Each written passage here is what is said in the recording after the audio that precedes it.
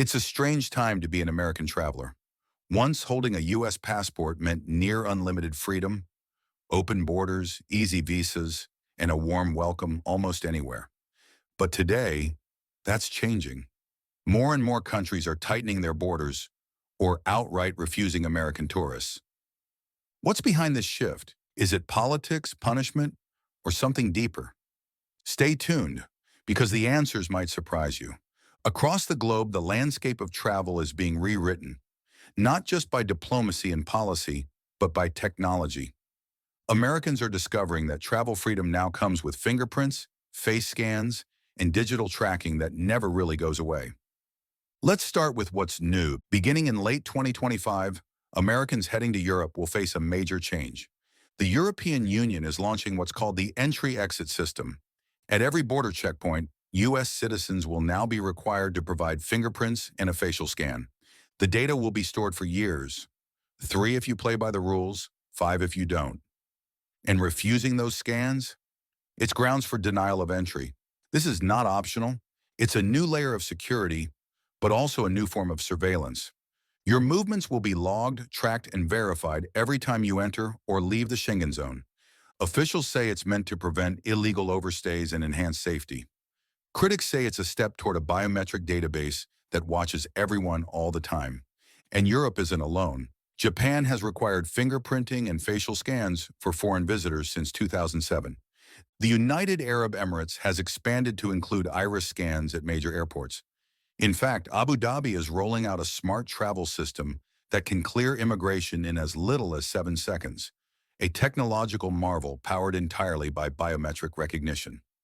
Countries across Asia and the Middle East are quietly building similar systems, where every traveler's body becomes their passport.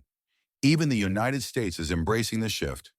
At many American airports, Customs and Border Protection now uses high-resolution facial recognition to confirm your identity when you enter or leave the country. It's called the Traveler Verification Service. While U.S. citizens can technically opt out, most people don't even realize they're being scanned. Those images are compared with government databases. And while the agency insists the data is deleted within 12 hours, watchdog groups question how true that really is. And the rollout is expanding. Airports like Atlanta, Dallas, and Miami are testing biometric exit gates, where every traveler's face is photographed automatically before boarding. Some airports already use it for nearly all international departures. For now, Americans can still refuse. But federal officials are pushing for new rules that would make biometric exit checks standard for everyone. Soon, every time you leave the country, your face will be captured, whether you consent or not. Travel, once simple, now leaves a digital fingerprint wherever you go. And while the tech grows, the welcome is shrinking. Many countries are quietly saying no to American tourists, some through politics, others through bureaucracy. North Korea remains completely off limits. Iran, Libya, Syria, Yemen, and Somalia make it nearly impossible to obtain a visa. But even countries Americans want to visit, places like Bhutan, Saudi Arabia, and even parts of Europe, are adding new layers of screening and restrictions.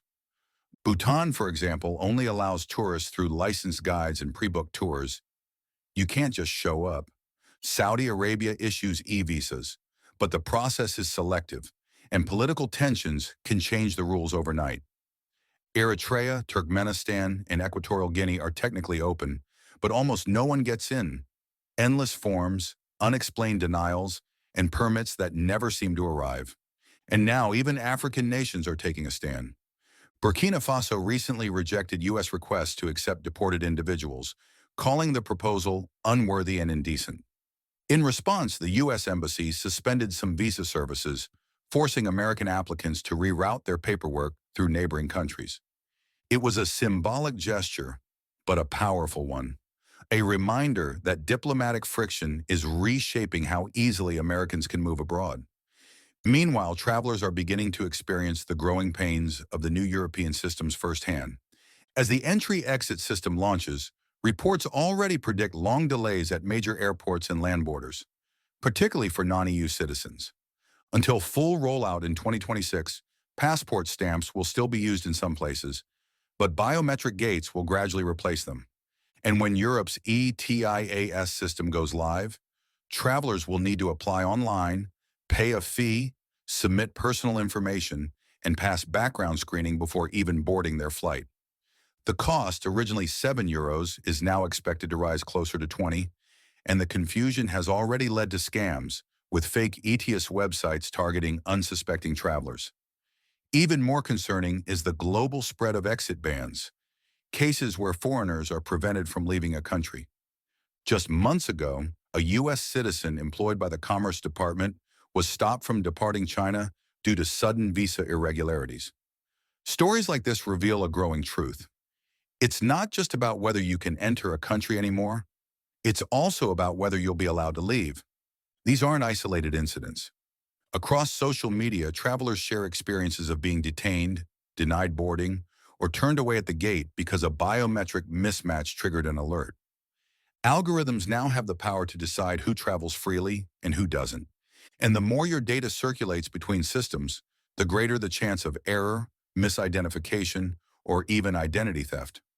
Governments say all this technology makes travel faster and safer, but for many it raises deeper questions. Who owns your data? How secure is it? And what happens when that information, your face, your fingerprints, your digital history, is shared across agencies or even across countries? We're entering a world where convenience and control walk hand in hand.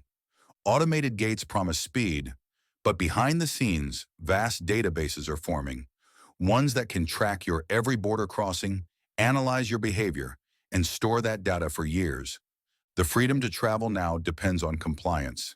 Compliance with scans, codes, and systems that few truly understand. So what does all this mean for the average traveler? It means you need to plan ahead.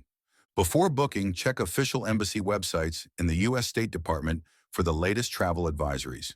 Make sure you understand biometric requirements, visa rules, and digital entry systems before you go.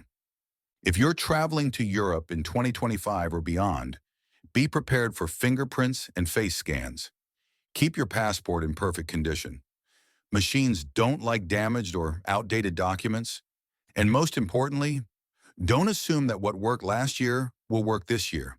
The freedom to travel is evolving, and it's wrapped in data, technology, and politics. For Americans, the golden age of effortless travel is fading fast. What's emerging is a world of walls, not built from bricks, but from codes, cameras, and biometric checkpoints. The question isn't just, where can we go? It's how much of ourselves do we have to give up to get there? If you found this eye-opening, don't forget to like, subscribe, and hit the bell so you never miss a global travel update from the Savvy Traveler. Drop a comment below. How do you feel about biometric borders? How has this technology affected your travels? Do they make you feel safer or watched? Until next time, travel smart, stay informed, and remember, the world is still open, but it's watching.